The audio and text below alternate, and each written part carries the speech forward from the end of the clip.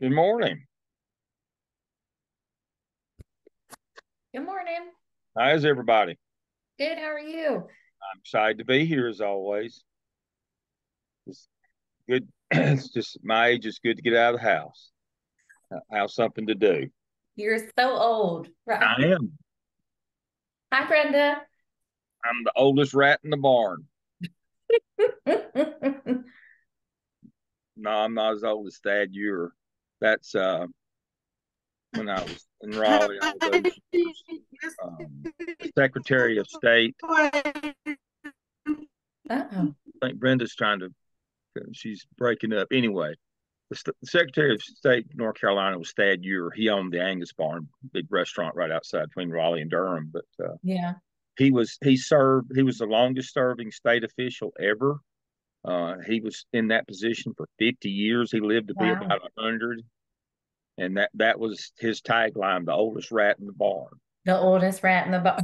Yeah, that he was the North Carolina Secretary of State, uh, Thad Ure, and so. But no, I'm not that old, but I feel like the oldest rat in the barn.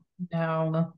And so, but when organizations are in transition, Mm-hmm. I mean that those are the kinds of things that happen. I mean, it's time for my group to transition out and the next Sure. transition in. We were talking about, that's one of the things that we were talking about here, life cycles of organizations. Mm-hmm. You've got to renew. Yep. You have I mean, to develop leaders. and you have to renew. It's time for my group to go on and the next group to step up and emerge. And if you don't, the organization cease to exist. That's right. That's the problem that you get into. It doesn't mean that you don't value your older people. Right. Uh, it just means that their time has come and now is in transition out, and you got to develop a new group, and you've got Right. to do new things to transition. Right. Good morning, Matt. Good morning, Brenda. I hope Morning, Matt. everybody's with us. I'm gonna go Morning. ahead Morning, and kick us morning, off. Dr. Long. I'm glad that Leslie's probably not, but I'm glad we started this conversation this morning because I've got a video short. I hope it will play. If it doesn't, I'll explain it to you. But it's what we're talking about here, which is this week's life cycle of organizations. And it's the buggy whip one that I talked about that I introduced last. I found the video short of it. It's just a minute. So it's my favorite physicist, Neil deGrasse Tyson. So see if I can share my screen, and I've put it under this week in week 5. Today is cleanup from last week, debrief. I've outlined all of DAFT for you. I've put it in here, the relevant chapters. I think I missed a couple, but they're not relevant. 5 types of power, task and relationship behaviors. We talked about that last week. Um, we talked about those things. And what is this? I put it under the wrong week, the task and relationship behaviors, but it went with last week. So let me move to this week. Yep, here we go. So, video on human capital theory, Porter's Diamond Model. The HIT chapter outlines. I've outlined the entire book for you. Again, how we finished last week, Jake's. Here's his outline. We'll go over that this morning. And we're going to try to get to Qualtrics today. I'm going to try to have you done as I normally do on the debrief weekend. We don't stay till 1 o'clock. I'm going to try to have you out at 10:30 today. We don't do. I mean, having me 2 weeks in a row is terrible. But I like to do a debrief weekend. This is the short weekend, and so let me see if the not buggy whip short will play. You may not be able to hear it. I don't know if I can change that or not. We used horses for thousands of years. Now you go from 1910 to 1930. 1930 came within 20 years, and an entire industry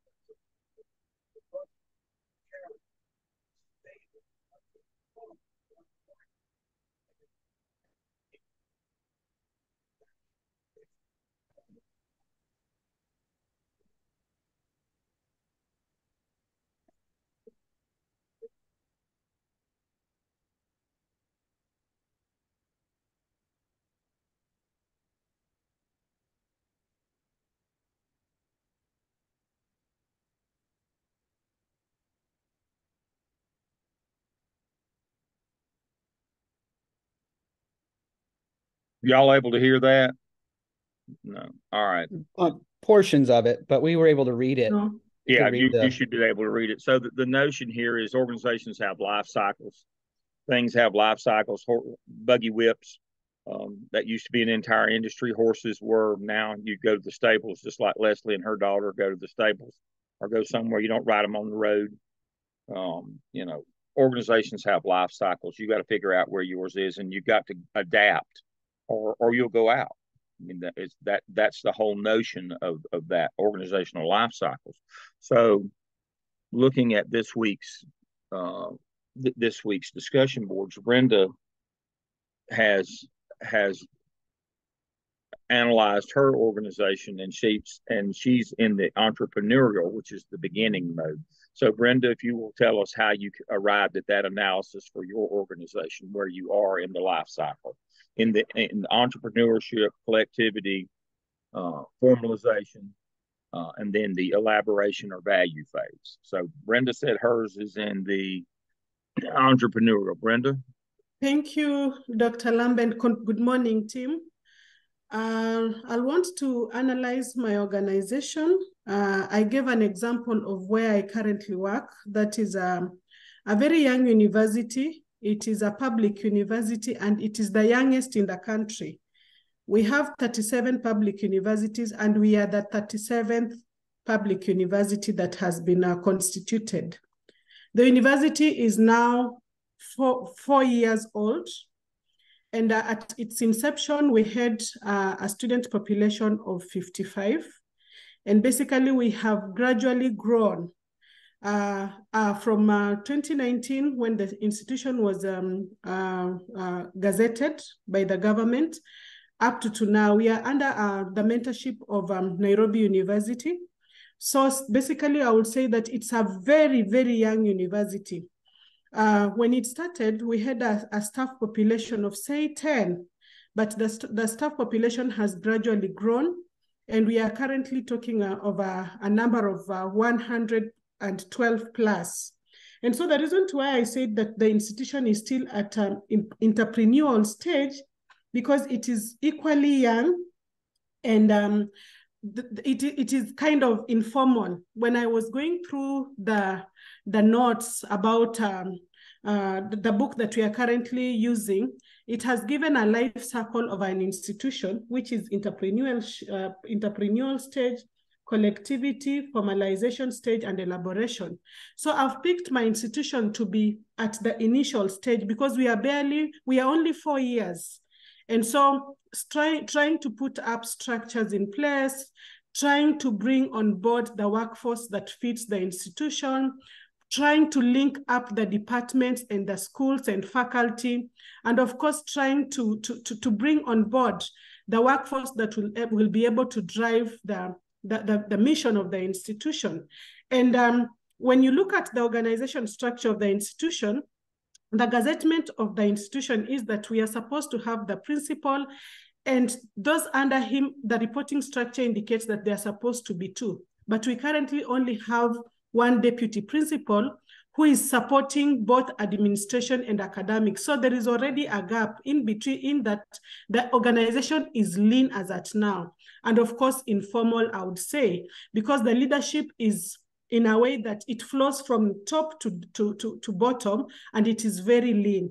And compared to what what we have learned in terms of the organization circle, I confidently picked and said that we are basically at the initial, entrepreneurial stage, where we are trying to put structures in place, and just the communication channels, the recruitment of employees, the improvement of infrastructure, to be able to have the programs that will meet the needs of the society. And when you look at my analysis, when we started, we only had like 5 programs, but now the Commission of University has approved more programs. So when we have additional programs, what does that mean? Then it means that the organization is gradually growing. The workforce is growing. The student population is growing. The needs are also increasing. And in a nutshell, Dr. Lam, that is why I can confidently say that we are still at the entrepreneurial stage, where we are now the control is still under the head of the institution. That is the principle. Thank you very much. Thank you. And Brenda's exactly right. It's an excellent example. When you're in that initial growth phase, you are in that entrepreneurial. You're trying to find your way. You're trying to find a way to compete in the environment for either money or customers or both. And that's what it's all about. Anthony, I've told you, Anthony McMenabor is in the business school. And one of the things that Anthony said is your vision is your own. Your mission is dependent upon having a client system. And that's what you're doing in the entrepreneurial phase, is having a client system, building the infrastructure to support that client system. Excellent example, excellent analysis, Brenda. All right. I want to move on. I see that everybody's with us this morning, so welcome everybody. Barry, Gary, Darius, Lonnie, I'm glad you're here. Darius, can you hear us? I see that you're on the screen. Can you hear us, Darius? Yes, sir. I can There hear you are. All right. So Darius's organization is in the second phase, which is collectivity. Darius, if you'd explain that one, let me go back to this one, and I'll pull it up. Sorry for any noise in the background. I'm at my church, and one of our ministries are here. It's okay. We're good. All right. So Darius's example is an organization that's in phase two, what I like to call phase two, which is the collectivity phase. So, Darius, if you'll share your analysis with us this morning. Yeah, for sure. I realized that our organization was in the collectivity phase because of just that transition where leadership is now in place. I was speaking of my church, and so we just turned 7 years old a few weeks ago. But leadership is now in place, and we're in a place where hierarchy is being established in the sense that departments are in place and running and thriving, and then also systems are in place and things are coming together. We have more staff now than we had in the beginning. So out of that initial place of just creativity and vision as it kind of what happened in the first stage or the entrepreneurial stage. And so I really was it just the accuracy, I think, down to the communication. I think I even wrote about it. And how formal systems have begun to appear, and delegation is what we're working through now, because more hands are on the team and available and free, but it's just a lot more to be done. So that's what my assessment of our organization was. Very good. Very good. All right. Let me move this one.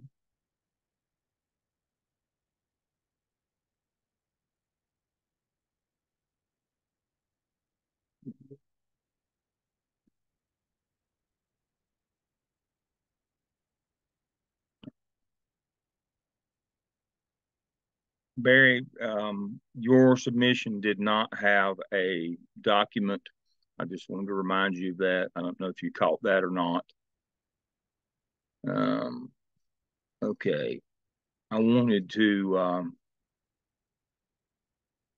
highlight this one on human capital at work, and then I'm going to we'll do that one in just a second. On Barry's, I'm going to ask him to talk about this one, and I want to highlight a couple points.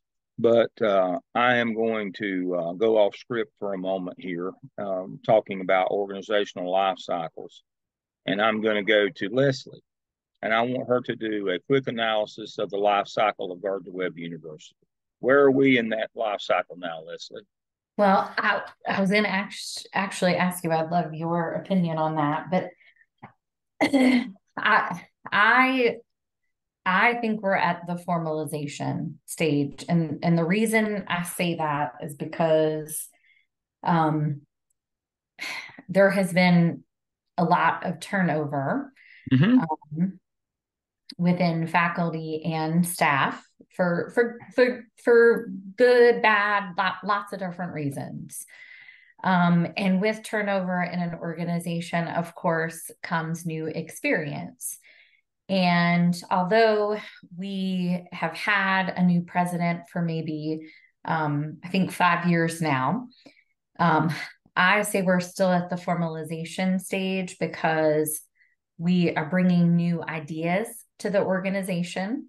We're implementing procedures that hopefully will be best practice. But going in terms of thinking about some of those crisis points that he talks about in the book, it can lead to us becoming a little bit too process and procedure oriented, which is what you talked about, Dr. Lamb, last week about not being able to get things done. And so again, I kept going back and forth and thinking about that, but I do think we're there because, like I said, new people have come on board, and I think the organization is understanding that we need to move forward. And when we talk about things about student services and retention, like we talked about last week, in order for us to stay relevant and to stay current, we need to implement some of those new ideas and new thoughts. Mm-hmm. So that is what I thought. I was curious to see what you thought, Dr. Lamb. Okay. All right. So if you don't remember anything else from this section or the first third of the course, this is the most important one. Leslie's exactly right. But the notion here is just because an organization is 118 years old does not mean it's in the last stage, the elaboration or value. Unfortunately, students think of these life cycles as being permanent. And the notion here is, from the buggy whip example, if you can't go back and reinvent, you go out of business. You cease to exist. You don't always stay at 4. You don't always stay at the elaboration value cycle because society changes, things change, and you have to go back. You're cycle 1, then 2, then 3, then 4. But you don't always get to stay at 4. When you stop providing value, when you stop, bringing in customers, clients, when you stop making money, or you stop serving, you have to go back to a different place. We went back basically 5 years ago to 2. We went back to 2. We went back to life cycle, collectively, formalization. We basically, we didn't go all the way back to the entrepreneurial, but we went back to 2. And Leslie's right. In over 5 years, we've just entered into 3. What signaled that move to 3 to me is when we changed provost. That was the signal that we were moving into phase 3 from 2. We went all the way back to 2 with the new president. Crisis of enrollment and retention, working through these problems. Got a new provost, started a new vision on the academic side, brought in Leslie and some other people on the student services side. And as we brought those people in, we begin to move into 3. And Leslie is correct. We're solidly in 3 now. But until we get the retention problem solved, we won't be able to go back to 4. That is the big rock. Let me say that again. The president has identified that, and that was the easy one. That was low-hanging fruit. We can't go back to 4 until we get the retention problem solved. We'll be stuck in 3. Now, the question is what happens if we get stuck in 3? We will never get to 4. If we stay stuck in 3, we will never get to 4. Our barrier to move to 4 is retention. We can't keep who we get. Until we solve that problem, we cannot get back to 4. And if we can't get back to 4, we will cease to exist. I would say part of that too, Dr. Lamb, is going back to what I said earlier, though, making sure that your policies and procedures for your organization serve your population. Exactly. Making sure we're doing things for the population, that we serve our stakeholders, not for us, not what we think is right. Yeah. I tell people in K-12 all the time, we run schools for students, not for teachers. If we run schools for teachers, we can't compete. We go out of business. That's why when we do our master schedule for our schools, which tells us how we run things every day, I use this one as a K-12 example. There are 5 criteria, what we call the rationale for building a master schedule on how to run a school. Number 1 is federal law, state law, local board policy, performance, and then teacher input comes last. We cannot run school for teachers. We cannot run universities for the employees. We have to run it for the clients. But otherwise, we won't have clients or we won't keep them. It's just that simple. Now you say, well, Deol, we want to grow and develop, but we want to grow and develop our employees so they can serve our clients, not themselves. That gets to that leadership part where we're trying to be servant leaders, where we understand that we got to serve our client system or we won't have one. If you can't ever make that mental leap, your organization will fail. Darius's church, if they're not providing the spiritual needs of those people, won't make it. They can have the best organization in the world, those things, but they got to get to where they're serving their client system. Brenda, you've got a question.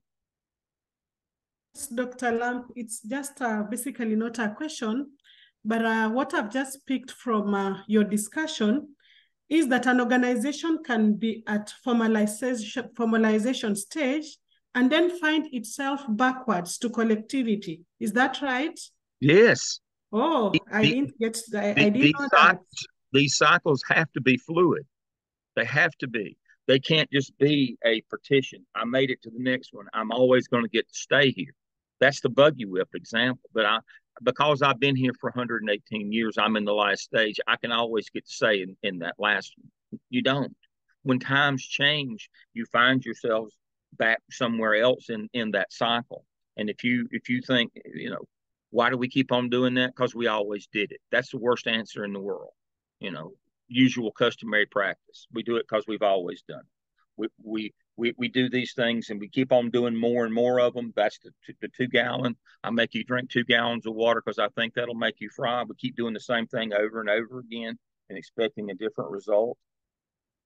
Because times change. Well, we've always done this and we've been successful. Yeah, but when times change, when all the variables change, you have to be able in your life cycle to understand we're no longer here. We've got to go back here and we've got to do the things here in 2, which Gardner Webb did, the things in 2 that now have moved us to 3.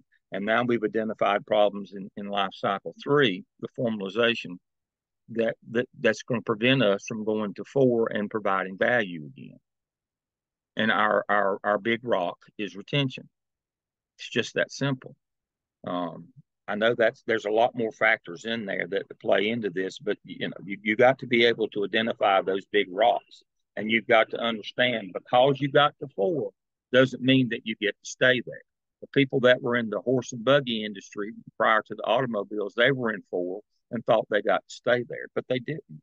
Times change. That was the example from the little clip that over a 20-year period of time, the horse industry as transportation went completely out of business in 20 years. And if you weren't able to adapt and understand that, you didn't make it. And even if you do adapt, but you might have to have a different vision of what your organization is, because again, you can't fulfill your mission with no clients. I love what Anthony said. Your missions depend upon having clients. And so, in the end, and we're going to get to Matt's question in just a second. And in the end, you have to understand what your vision is. One of the things that I try to get folks at Gardner Webb to understand is about retention and about enrollment and having clients is how are we going to spread? We're supposed to be a Christian university. How are we going to spread that if we don't have any clients? And so therein lies our problem. And so we got to 4, couldn't stay there, had to reinvent, went back to 2, now moving to 3. To get back to 4, we've got to solve the retention problem to be redundant. And it's a perfect example of how you don't always get to stay. Times change. If you don't change, you don't stay in business. And so don't look at these life cycles as, all right, we made this one. We're never going to go back. Now we can keep always, no, as times change, you've got to recognize that. Matt, good morning. Good morning. I was just going to add to the discussion even around Gardner Webb because I was curious what your thoughts were, you and Leslie, about. So if Gardner Webb is essentially in that formalization stage, right? If we look in our text and it talks about like crisis, it mentions about the too much red tape, and then it goes on to say, well, the organization seems too bureaucratic. The innovation is restricted. Do you see that at Gardner Webb that perhaps maybe they tried to grow too fast, too quick? Is it the bureaucratic sort of? And I think this is a good example of other institutions, not just Gardner Webb, but you often will see people will move sometimes too quickly, or they become so overly bureaucratic that, like you said, they sort of forget who they're really serving. It's exactly what happened. One of the things when I said we've moved to 3 and working on the retention problem, what the new administration did in 2 was try to flatten the organization and move away from a more hierarchical structure that had become in place. One of the things that, and Leslie can speak to this as a person who's living it every day, one of the things that has been done at Gardner Webb during the 2 that has now led us to 3 was a pushing down from Webb Hall, the senior staff, back out to the dean level and the colleges and schools and the divisions that had deans, trying to push the power back out to them to bring that vertical bureaucratic structure that Matt just referenced down back to a flatter horizontal structure. That was the first clue. Getting rid of we had at one time 7 associate provosts. 7. What we have 1 now, where we've taken that power and moved it back out to the college and school and division level. Leslie can speak to that. Leslie.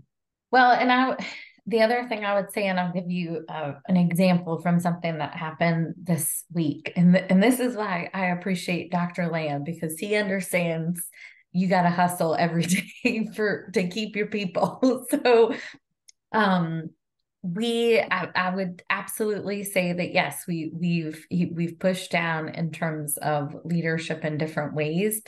But Matt, back to your point, you still have to make sure that everybody's on the same page and that everybody is thinking about the student's interest, but also talking to one another. And so I'll give an example of something that happened this week that directly impacts retention. So we had a student that came and said, I can't afford to be at the university anymore. Well, again, it's September 30th, and they're just now realizing that. So that's a problem we need to fix. But when they went to go speak to someone, the offices weren't connecting the dots and they weren't calling the proper office because there was money to be able to help that student stay. And so now we're trying to react and help that student and say, we actually do have money. But that's a breakdown for me of policies and processes that we've created within ourselves. And I always say, there are things that we can control and there's things that we can't control. We could have controlled this. Oftentimes organizations do things to themselves because of that bureaucracy. Yeah, that's a good point. I do see people do get in those silos. Yes. Yeah. When you become very bureaucratic, and then communication does break down, and everybody's kind of in their camp doing what they think is right, but none of it's connected. That's right. And that's exactly what happened. Okay. Thank you. All right. So my example from this week of breaking down a barrier is again, working on retention. We send out, so here's one, don't read the student's name, but anyway, we send out these every week to our students. I'm concerned you've missed in these assignments, you're not doing your work. We send these things out. I told you I I um, I have the largest graduate program on campus. I direct that one as well, the MSA program, which is principal preparation for K-12 schools. And so I have a really good faculty. I've got 31 adjuncts, me and one more full-time person. Well, I've got a half a full-time. I had 3, but I'm down to 1.5, but that's fine. Because I've got great adjuncts, and so I'm really solid. You can see I showed you example of, we do that every week. Everything's good. Now I've just taken over this program, DEOL. I've worked on it for years, but I've just taken it over. But I don't have that same. I had a problem. I didn't know it until after summer was over, where a student failed, and went back and looked at the grade center. I've got access to that course and looked at the grade center, and the student was turning in work every week, but was getting a 50 on the work, 5 out of 10, and the student didn't know what that meant, and at the end of the semester failed. No warning, you're not doing good work, no nothing. And so one of the things that I talked to our new person in that area, Dr. Wendy Athens, about is I need access to the grade. When you go in, when you're a program coordinator, you can go in as 0% instructor and see everybody, so you can build their shell, all your adjuncts, but you can't see grade center. You don't know how students are doing or not as the program coordinator. And so for the first time ever this week, as you can see, I met with them and they were able to get me access where I now can track that in those courses as well, until I can get that group of adjuncts understanding that you can't just give them 50 all semester long. We're going to lose them. That person's now out of the program. And so again, we've turned down that bureaucratic structure, and so that we can serve students and hopefully we can keep them. That's the whole notion, just like Leslie was talking about. If we can talk to one another and get people to work across silos, we can find help for that student financially. Well, I'm hopefully now going to be able to provide help to all the students. And so for the first time ever, if we looked in Blackboard at all the courses that I'm responsible for this semester, let me go back to that. You say, well, Dale, that doesn't seem like a very big deal, but let's see. These are all the ones that I'm responsible for to make sure that we don't get surprised at the end of the semester. So this is the group that I'm responsible for this semester. And so now I can look at all these DEOL courses along with all my MSA courses. I can look at all of these and know if somebody is, I've already started looking in to see what students are doing. Just like I look at you every week, I can now look at others every week until I can get all those people up to speed with the notion that we got to be tracking their progress or not their progress. We can't just let them fail all semester long. Who's that nice looking group that's on the front page of our class? Look at that. I mean, that's the notion here. So that's why I said we're in 3 now. We've had to go back and reinvent, trying to flatten the organization, trying to move, working on retention. What can we do to get what we need so that we can progress forward and try to get back to 4. We're providing value. I call the elaboration stage the value. Are we providing value? If we aren't, we won't get or keep them. And it won't matter how many we recruit and how many we go out and get if we don't keep them. That's where we are. So to summarize the life cycle for this week, you don't get to stay because you want to, because you work hard, because you're putting the effort in. Remember, it's not about the effort as a leader, folks. It's about the outcomes. I hate to be that hard and crass and cold, but it's just the truth. A leader without any followers, just a nitwit out wandering in the wilderness. There's nobody behind you. First tenet of leadership is followership. So thank you again for that. I did want to go to Barry this morning to talk about his response on human capital. And so let me share my screen on that one. Let me go here.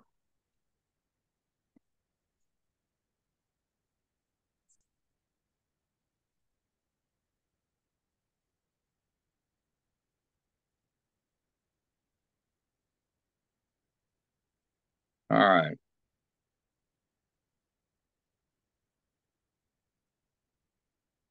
I got this one. Yeah. All right.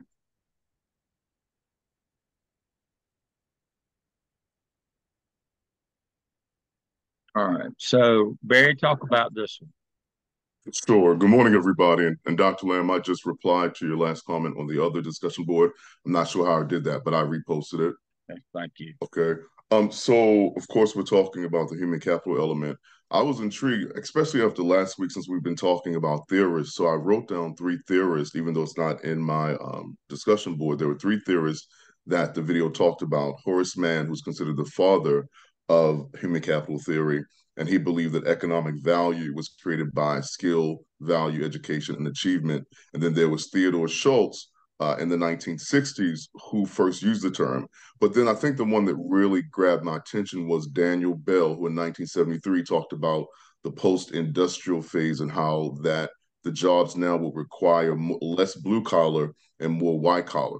And the thing that really grabbed my attention about that is now, what does that look like now that AI is in place? Because now that there's AI, will that really matter for a lot of people? Even with education, will people still be able to find jobs? That's a real, for me, that's a really real thing.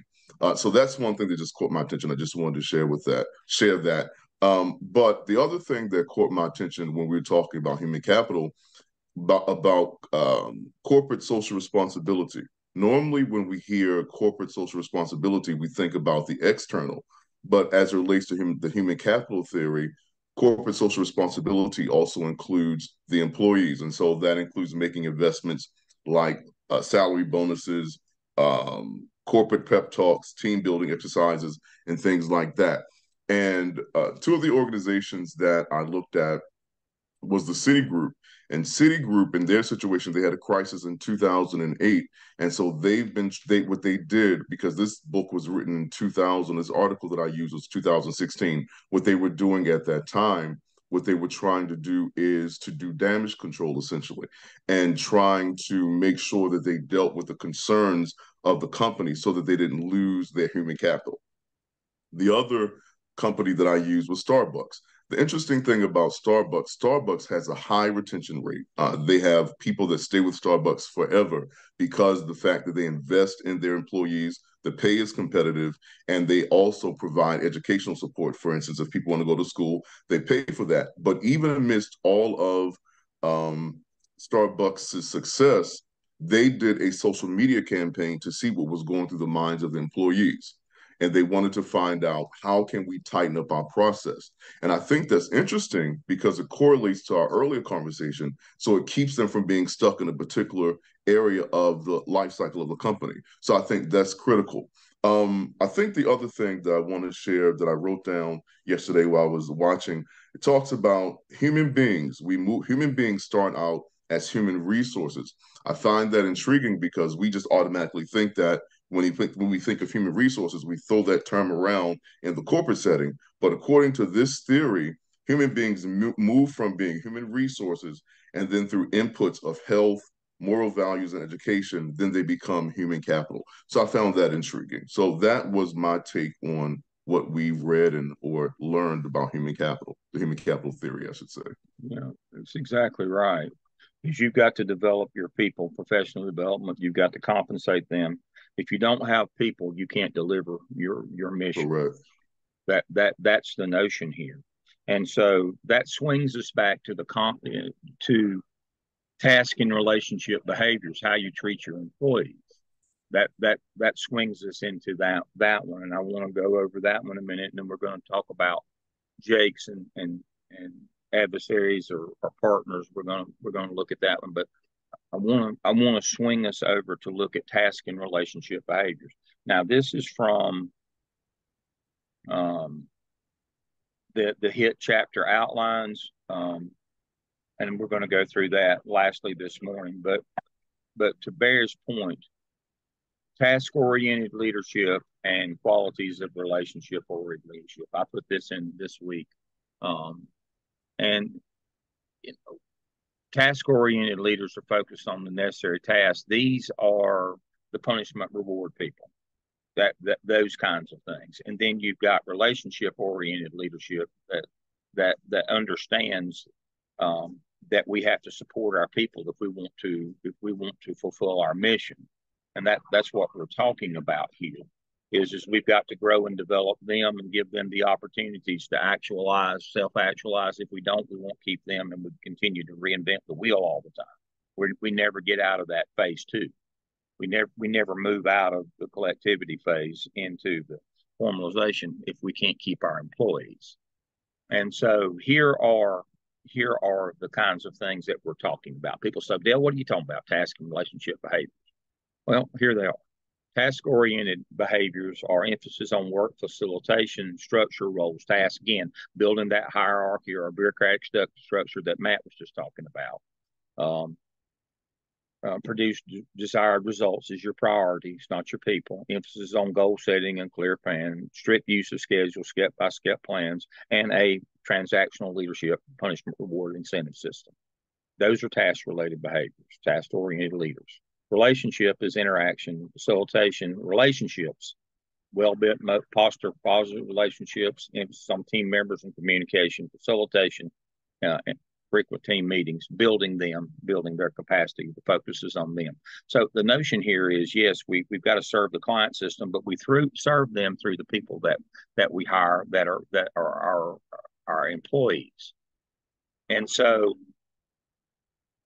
the notion here is, again, we have to get the right people, grow them, develop them, where they can then deliver the mission that we have. But our focus has to stay on the client system, but not to the exclusion of the employee. This is a difficult thing for even me to grasp sometimes. If I want my students in the MSA program to get what they need, I have to grow and develop and facilitate and meet with and listen to and work with and be relationship oriented with the people who are delivering that. But our focus always has to be on that. And I tell them, I'll go ahead and apologize. I do at the beginning of every semester. If I have a decision to make that's between you and the students, I have to pick the students. But I'm going to do everything I can to facilitate you, but I have to pick them. Matt? Yeah, I have one comment on the workforce, as it seems like what their needs are has seemed to change a lot. We are finding that, you know, they want to be seen much more as a human being, right? Not just a vehicle to produce or to provide a service or something like that. I find that we're having to do a lot of catering to people sort of understanding that we hear this in interviews all the time around work-life balance. And that's a hard thing to help people to achieve. A lot of times that requires that you work really hard when you're at work. You have to work hard when you're at work to get that work-life balance. It's not just going to be, you know, you can't just sit at your computer at Starbucks all day and get work done. That's not how things happen. You have to be working with people. You have to be on site. You have to be present. With our therapists and things like that, one of our shortages around therapists, everybody wants to be virtual. You cannot help every kid that has speech and language challenges virtually. You cannot be an OT and do those kinds of things. We are seeing a lot of changes around kind of the structure of how therapeutic services are provided, where you have supervisors and things like that on up in order to kind of serve the masses. But it is very interesting to me that I feel like we're in this shift between what our employees essentially are in order to stay with our organization, what their expectations are from their leaders. I think it is a hard balance to strike, because very much you want them to understand that there are specific we need you to do this job, right? We understand that life happens, and we might understand what you want as an employee, but there are some things where it is you're going to have to, for this is not a very professional term, but you're going to have to grow up, and you're going to have to start get some grit about you. And having grit at work is important. So there are, I don't know if that where that kind of goes, but I just feel like there's been a big shift in sort of how a lot of us were raised to go into the workforce, and sort of the clientele of employees that we are now bringing on into our organizations, and sort of what their the way that they see what their way that organizations should treat them. So I don't know, just to add to the thought, there's been a big shift. There has, absolutely. The conflict now is, the values, the value system has now dichotomized. It's split. What the organization needs and what individuals need. It goes back to get self-Google theoretical framework, and what the organization needs and wants you to do every day has to be what you need and want to do every day. And if they don't match, there's a conflict, and that's what Matt's talking about. Again, I always go back to the people a lot smarter than me, the theorists. They said this back in the 50s, that if you can't satisfy those two, if you can't put those two together, you can't make it as an organization. You have too much conflict and strife. And so I'm not telling you I have the answers. There are no easy answers, but a lot of it is in the preparation phase, where you explain to people what the job is and they know what it is. There's no crying in baseball kind of thing. This is what we do. You've got to be able to do this. And we set that up early in the induction phase or in the training phase for these people, and understand clearly what they've got to be able to do, what we need them to do as an organization. But it all goes back to holding the pig. What are you doing during the day that's just eating up your time, but you can't get to the things that we need to do? We got to let those things go. And see, people bring a lot of that with them too, the things that they think are important. But we as organizations have to define for them what's important, and we got to let the stuff that's not important go. We got to get people to understand that this is not adding value. You got to quit that. What is it the doctor said when I told him when I did that, it hurt? Quit it. That's one of the things that organizations are going to have to do in this conflict, is streamline what's important to us and convey that to the employees, that communication piece, that flattening of the organization, get the information out. You got to quit that, things that you don't need. We got to pare it down to what's important. And so that will help us, but setting clear expectations in the training and the induction phase for employees. This is what's important. This is what we need for you to be able to do. Clear expectations, back to get sales on Google. This is what we need you to do. We need to hire people and induct and formalize people and train people that this is what we need to do, so that there's no conflict between what they need to do every day and what we need them to do every day, what we want them to do as an organization. That's the whole notion of flattening out the organization, get rid of bureaucracy, being more effective, communicating. That's the idea here. We didn't hire you under false pretense, and I thought I was doing this. No, this is what we need for you to do. You got to be honest in the HR phase, the hiring phase of what the job is that you're hiring them for. You got to be very clear in that. They hired me for this, and now I'm doing that. That's a big part of what makes people angry today, is they thought they were doing this, and then when they get in, oh, you got me doing all this stuff over here. Leslie, join right in. We're just going to say, I think you have to find a way to marry the two theories together. You can't, Matt, I think you're so right. And I struggle with my younger employees because, it's not, I think about when I was younger working, get the work done, stop. Just suck it up, and you can't say that. But I think if you are able to find ways to support the person as a human and to find that middle ground of what helps them, what makes them tick, what supports them, then I think they're more willing to understand you when you have those conversations about task-oriented things. But it's hard. It is a very good point that they are really, it is focused on the needs of the employee. And you want to be able to do that, but you also have to be able to get work done. And so that circles back to Hershey and Blanchard's situational leadership theory, which is outlined in our HIT chapters. And that's one of the things I highlighted in for us today to talk about is as a leader, you have to become expert in how to apply those task and relationship behaviors. You don't just go one way or the other, as Leslie just said, but you have to understand the emotional intelligence, what we used to call maturity of your employees. Older people or more experienced people, you don't lead them the same way you do younger people. Situational leadership says is we apply varying amounts of task and relationship behaviors according to the readiness or maturity or emotional intelligence of the follower. That's the whole notion of leadership here. Is that we have Leslie has some employees that she doesn't have to engage in a lot of task behavior because they know what to do and when to do it and how to do it. She has some that don't. She has to engage in more task behavior. She has some people that need more relationship. And so that's the whole notion of situational leadership, which is the overarching theory of all leadership is you have to know how and when to apply task and relationship behaviors.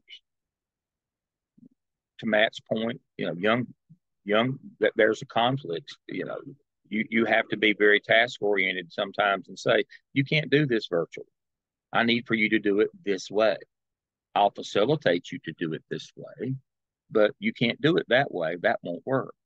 You're just wasting your time. If you're doing this virtually, you're just holding the pig. You're just filling up your days. You're not meeting the needs of the client, therefore the needs of the organization. So that the whole point is there is no one way. We have to treat every employee as an individual. They need varying amounts of task and relationship behavior. And so that brings me to something that I want to talk about for a minute here. This is kind of off script. Where does rewards factor into this? How does rewards factor into this? Rewards and recognition. Which side of the ledger are they on? Do they need to be on either side of the ledger? Are they important? Somebody explain rewards and recognitions to me.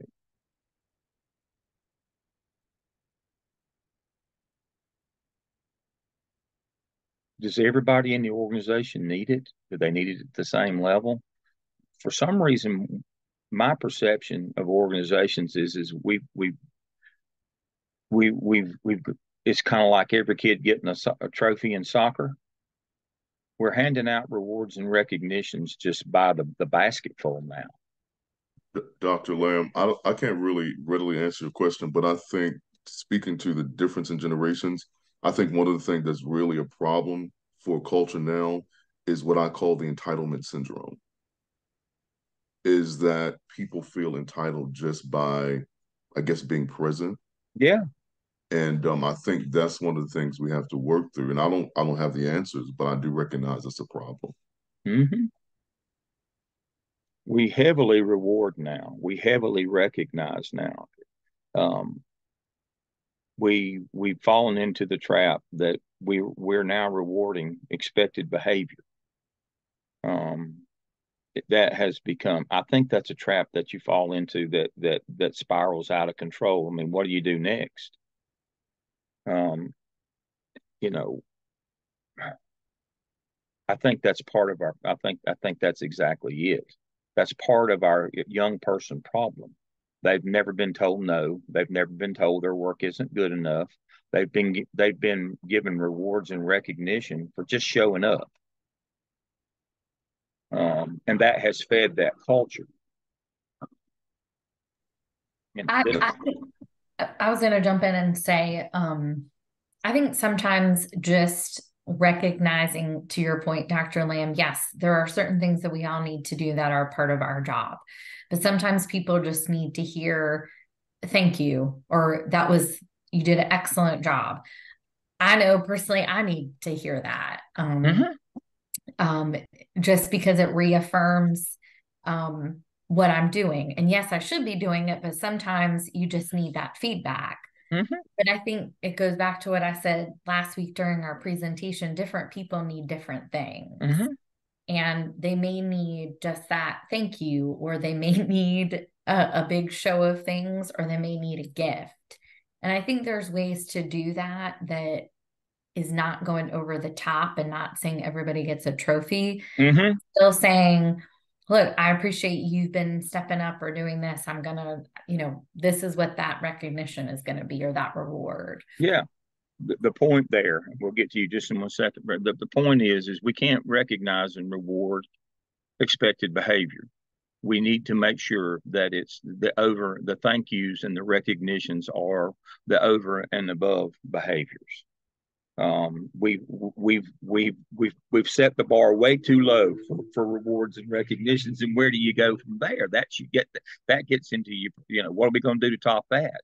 And you get into that as an organization, you start chasing that, and boy, before you know it, you've lost sight of what your goal is. You've lost sight of what your client. It's become a dog chasing his tail. You can't do enough. Leslie's right. I'm not saying we shouldn't reward and recognize our employees, but we can't do it for expected behavior, just showing up. And that's unfortunately what we've done.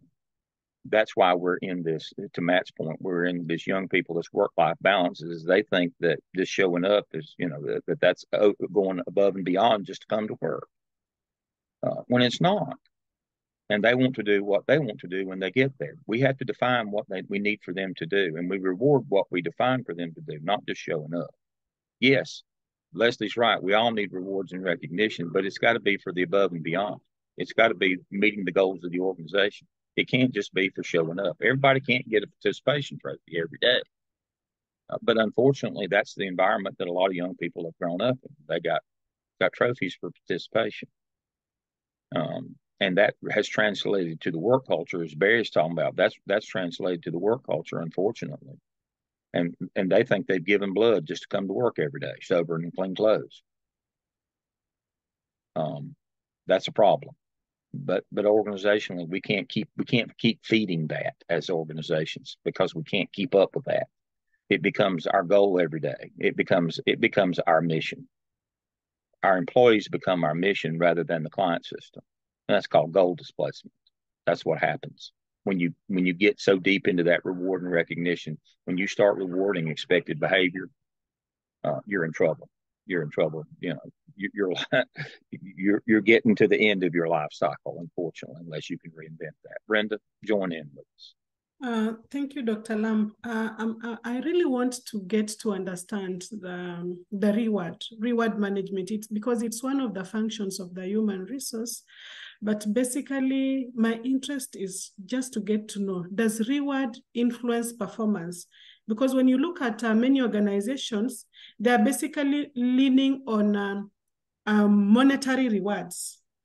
And for me, I'm an advocate of non-monetary reward. Like, for example, if an employee performs well, if you could just do an email and tell him, this is well done, we recognize you for doing this, instead of like going the direction of monetary rewards. Because we've had issues in my institution. They introduced the reward system, but apparently it has even brought so many problems than probably improving the performance of employees, because there's no fairness, and there's also, of course, no equity in terms of getting to identify the employees to reward.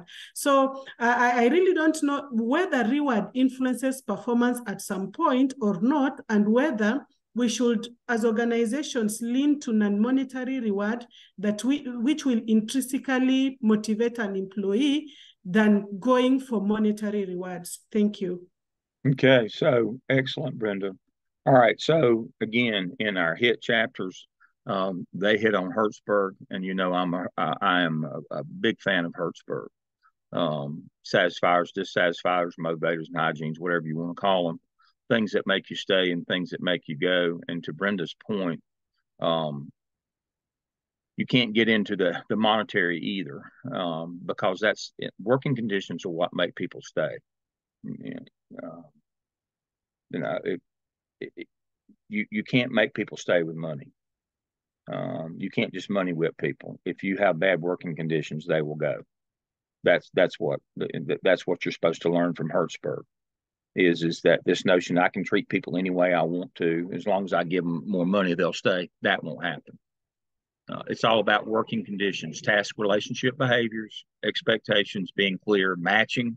Again, back to Getzel's GUPA, that we match what they want to do, need to do is what we need and want them to have to do every day. That just rewarding expected behavior, again, rewards won't help you as an organization if you're rewarding expected behavior. You reward above and beyond, but monetary won't keep you in the game if your organization is bad. If you treat people badly, money won't fix your problem. So Brenda's point. Hertzberg told us that back in the 40s. We've known that for a long time. That's why these theorists are important. They tell us this stuff. We can listen or we can feel. I'm telling you, that's what my position coach used to tell me. Don't think, you're hurting the team. You can listen or you can feel. And so that's what the theorists are there for. They tell us these things. That's why it's important to read and know who these people are and what they're telling us. They can pretty much predict behavior or what's going to happen. It's amazing. It's like having a crystal ball if you know your theorists and what they're telling you. And Hertzberg told us a long time ago, just put money out there won't solve your problems. He told us that a long time ago. Matt? Yeah, I love this topic because I am very interested in organizational behavior. Behavior analysis is in my background, and so I've looked at these things a lot, particularly for children. But I'm much more interested these days in how this applies to adults, because adult behavior is very difficult to change. Yes, because of such a long history and pattern of reinforcement for the undesired kinds of behaviors. So my point is this: I've always drawn a distinction between rewards and reinforcement. Is that rewards are determined by your leaders, right, or the organization, and they're generally given to everyone, right? The trophy or these kinds of things. But reinforcement is individualized. We all have our own intrinsic kind of reinforcers. Many of us are driven to work hard because it allows us to either spend maybe more time with our family, or perhaps it's more time, on the lake, or whatever that's going to be. Maybe you don't have to work on Saturday, right? Because you work so hard Monday through Friday to get all your projects done. None of that work is left over. So now on Saturday, I can have some of time to do other things that I enjoy. And I think that it's important to assess what those reinforcers are for the adults. And I think to Leslie's point, I was reading an article recently that when we were looking at our case study in Organizational Behavior Management Journal. And one thing it said was that it is the one part of transactional leadership that pairs really well with the transformational leadership is the verbal praise. And it goes to the idea of that we need to have more positive interactions with folks than negative interactions. With children, we talk a lot about 5-to-1. It's actually more like 10-to-1, and it's the same thing for adults. If our interaction with our employees are always about telling them what to do, then they're going to have this negative, really kind of pairing, if you will, with that individual, whoever that individual is. But if it becomes where, and it doesn't have to even be behavior specific, but saying, I appreciate you, I value you, I think you're doing, and if they are doing a good job, I think you're doing a great job. I appreciate your hard work around that. And I think that's in our case study too, that what Jerry was missing a lot was that all of his interactions were around corrective feedback. He never made a chance. He never built in especially in a transformational time within of a new leadership. If you're a new leader, you've got to connect with your employees. And so you've got to reinforce what you see them doing. And that, I think it can be simply done through verbal praise. And I think that you're right. I think the reward systems, what research has shown is they don't produce long-term outcomes. They produce short-term outcomes, but long-term they're not. It's reinforcement, or as we build more intrinsic reinforcement that the working conditions. Yep. They want to work hard because they want to be proud of themselves, and they want to make their leaders proud. And yes. I think a lot of us are at that point too. It's just, even for you, Dr. Lamb, like, we want to do good work because we want you to affirm that we're doing well, right? We want to make you proud. And so that's where we want to get our employees to, that they have such a respect for us that they want to work hard and do the job because they know that we value them and we care about them. And so anyways, that's my spiel on reward and yeah, but you have just succinctly outlined Hertzberg. It's all about intrinsic motivation, and it's about working conditions. And it's that piece that make people stay. If you do a whole lot better with the recognition, the verbal, the interaction that shows that you're paying attention. You do a whole lot better than that with just the reward of the grade. Just like we'll use me as the bad example.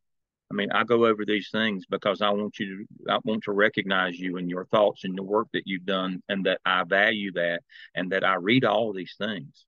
I take notes. I keep a red book on every class. I take copious notes. I took copious notes from last week. That's important that I let you know I recognize what you've done and what you're doing, and that I'm watching your growth and how you're going. That's why I wanted to get into gradebook. I want to see what students are doing or not doing in the classes that I'm not teaching. I need to know what they're doing as well if I'm going to be in charge of them, if I'm going to be responsible that they get through this program. I need to know what they're doing, and I need to be able to give them feedback. I need to be able to do the positive things. Just sending out rewards. I mean, y'all won't keep on staying in this program just because I buy you lunch on Saturday. That's a reward. But that won't do it. I mean, nobody wants to drive to Charlotte just to have a $10 lunch. That won't keep you in the program. And it won't help you grow and develop and self-actualize. That's what Matt's talking about. We need for you to self-actualize, get where you need to be. My job is to help you get there. And if all I'm doing is just rewards and buying lunch every now and then or a biscuit, that's no good. That won't do it. I'm doing that because I've done a lot of bad stuff in my life, and I need to be a better person. I'm working on that. I told you, I'm like Indiana Jones. I'm gonna have to roll under the gate to get in heaven. But the interaction that I have with you, the recognition, the paying attention to what you're doing, the development that you're doing, that's what keeps you coming back. That's what keeps employees coming back. If we don't do that, I told you, y'all are my new Magnificent Seven. My job is to get you where you need to be. My job is not to tell you how wonderful you are every day and give you a trophy. My job is to get you where you need to be and tell you the things you need to hear. And tell you when you're doing well and recognize your work. So every time we come together, we'll always start with recognizing your work. That's important. It's important for adults. That may be the most important thing, is the recognition of the work that you're doing and how pleased I am and how thankful I am that you're doing it. Again, none of us will be successful if you don't do the work. This is like an organization. We're in a partnership here. If you don't do the work, none of us is going to be successful. The way it works. To end this section, and we're a little bit late, but that's okay. We'll still finish on time today. To end this section, I'm going to go back to Darius and adversaries or partners. I liked his response on that one. I want to relate that back to, let me share my screen. We got a question. Let me share my screen. Let me go back to the full view here, full screen, so it'll share. Okay. The adversaries or partners falls right in with TD Jake's 3 types of people. There's 2 videos, a short one and a long one, and here is the kind of the paper that goes with that explains those. And there's 3 type of people: confidants. Those are the people in your life that you love unconditionally. It doesn't matter what they do or don't do. And then you have constituents. They're not with you. They're what you stand for, so they're with you for that reason. And then you have comrades. They aren't with you or for, but you have a common enemy. You have to be able to know when you're leading people who these people are, whether they're your confidants, they're with you no matter what. Whether they're constituents, they're just there because they believe in what you're doing, or the people that you have, your enemy is my enemy, and so we'll partner for a while. You have to know, and you have to be able to categorize people into these three. If you can't lead people because they all have different needs, wants, desires. They all have different goals. You have to be able to determine what they are. I won't go into it. There's a wonderful video, a short one and a long one.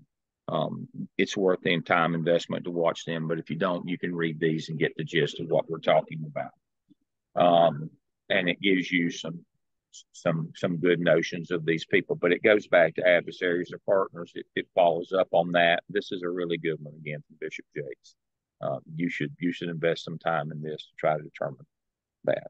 All right, so that ends our section on that one. The only other thing that I had today, have I gone through, and you'll have to, I'm old, don't remember stuff. Have I gone through Qualtrics with you?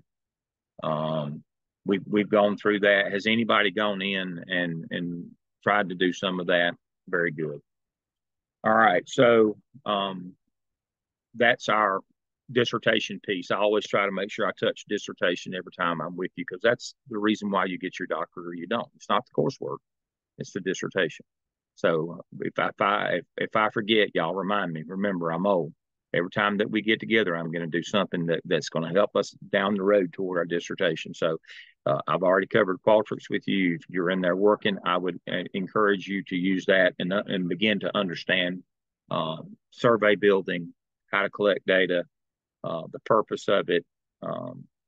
You'll get that in 738, but if you'll start using that on your own, it'll make life a lot easier. And understanding validated surveys, you can send them to me and we can publish them. You could use them. If you got your own account, you can send them out. But understanding the language of what validity is, that this measures what we think it's going to measure. I mean, it doesn't do any good for me to send out a survey on your lunch order if I don't get your lunch order. I mean, it's got to do that. It's got to measure that. It's got to get me the data that I want. And so I would encourage you to use that. All right.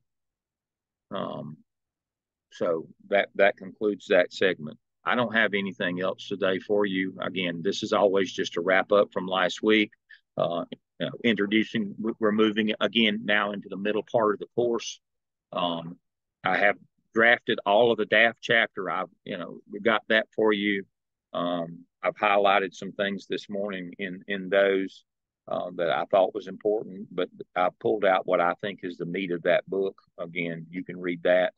I like to do that for you and kind of summarize, because you get lost in some of that kind of stuff. What's the big rocks in that? Well, I pulled them out for you. You've got them. Anybody else have anything for the good of the group today? Again, I appreciate you. I have a question, Dr. Lamb, and this is far off, but I wanted to know, how soon might we know what our next companion or residency weekend might be? Only asking because we're finalizing our. You don't know? Okay, gotcha. We're done this semester. Well, I'm talking about. Yeah, we're done for this semester, and I'm planning for y'all to have Dr. Jones this spring.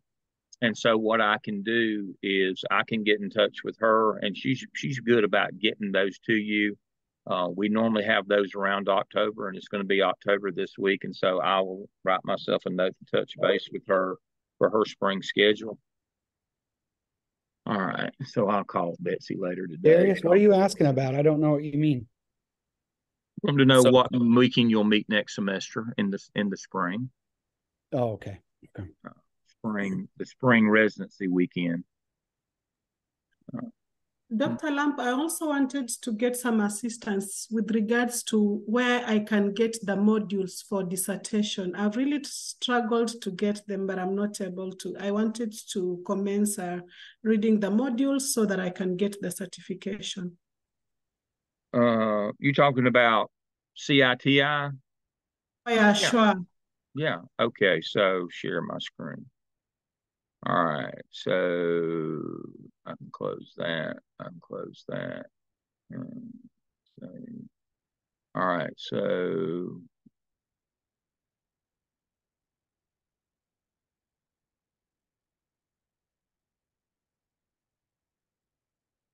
right there. All right. Under week one, right there in our class shell under week one. If you will, you can log in right here. Right here are the modules that you'll have to do once you open this up. Once you open up the CITI, you put your full Gardner Web when you log in, you put your full Gardner Web email address and your Gardner Web password. See right here, mine's DLAM at Gardner Web, and there it is. And when you log in, you go to Gardner Web University, and it will let you in, and you register as a university researcher, and it will let you right in. And again, that link is under week one. Thank you, Dr. Lam. And again, thank you for reminding me. And again, to make sure that you're in the right places. So the curriculum group, it will ask you, is Graduate School of Education Research Investigators. Your course learner group is same as your curriculum group up here again. And then you'll know that you're in the right place if you have these modules. And again, this takes 4 to 6 hours, about 15 to 30 minutes for each one of these as you work through them and you take the test. But again, this is under week one. All right, Gary, you've got a question? Hey, Dr. Lamb, sorry. Ignored the noise in the background. I'm actually at Starbucks. That's what was so funny. Can you elaborate on the case study one reflection? I see that's the next assignment. Just half page of what you learned. I don't care. Okay. Just free form. What'd you learn? You can talk about how you group worked together or didn't work together. That's a big part of it. That's why we have you doing this. Collaborating to produce a product is different than just coming online and talking or standing around the water fountain and talking. But when you have an objective, when you have a product that you must produce as a group, that's a different dynamic, and that's the whole notion here. We work well together. We fought, we struggled. Personalities clashed. I learned this. Half a page of whatever you took away from that. I'm just interested in what you thought. I mean, this sounds good. Yeah, I'm just interested in what you think. And I have some people say, "Boy, this was harder than I thought it was going to be," and some say, "Well, this is old hat for me." But understanding one of the traps that we get into, especially, and since I've been doing this, this is my 9th year of online teaching. And thankfully for me, I had 5 years before COVID hit and everybody got thrust into it and then they didn't know what to do. I've been doing it for 5 and training all my folks and doing all that for 5 years. And one of the things I learned really quickly, it's pretty easy to come on and do a Zoom if you're just talking to one another. But when you've got to come on virtually to collaborate to produce a product that you have to then hand to somebody, well, that's a whole nother deal. Then life gets hard. It's not as easy as just having a conversation online. And that's what teachers found out, unfortunately. They didn't realize that collaborating virtually takes a whole lot more preparation than doing it live. A whole lot more. That's the notion here. And so I just want your thoughts. A half page is plenty. Don't this is not a debrief where you go through every minute of every day and write a 15-page paper about your 10-page paper. What do you think? What'd you learn? What confirmed what you already knew? Did you learn any content from doing that? What aha moment did you come out with? Did you put something together? Did you make a connection from a theoretical framework? Or did you connect two frameworks together? Wow. That kind of thing. Did you begin to see that task and relationship behaviors? Did you begin to see those kind of, what did you take away? Did you see a life cycle in there? Anything, just anything. I'm always interested in your thoughts, what connections you're starting, how you're starting to stack this stuff together.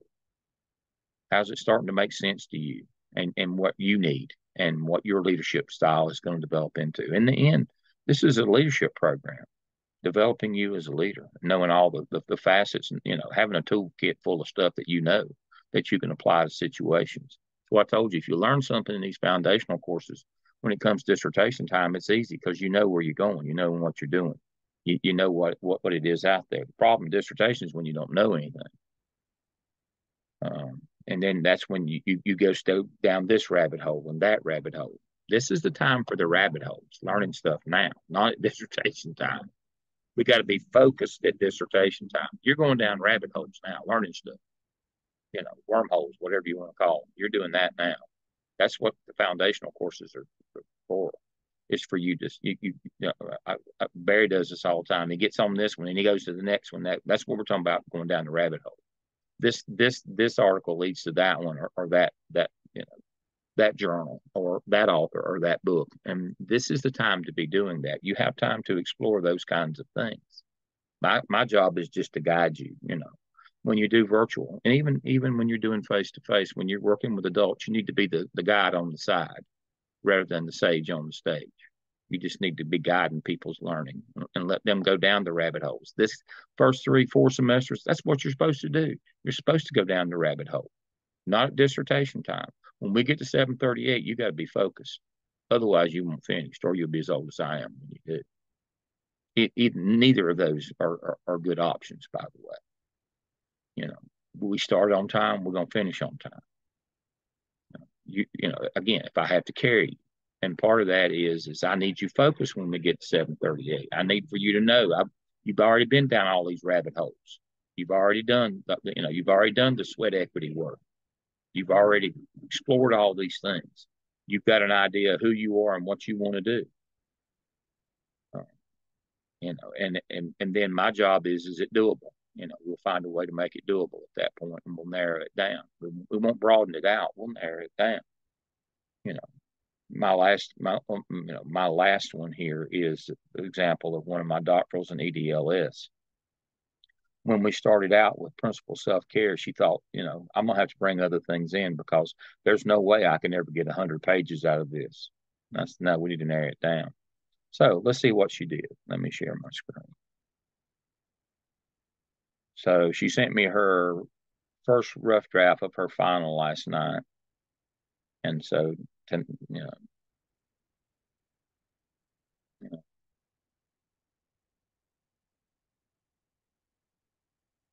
it's 148 pages, the first draft. And she was worried she wouldn't have 48. And she's got 148 in her first draft. That doesn't count. It'll be 200 pages long by the time we add all the appendices, the data sets, the references, all those things. It'll be 200. Just the body is 148 pages. She did principal self-care, and she was worried that it wouldn't be enough. We narrow our focus. If there's one thing I can get you to understand now, it'll be enough.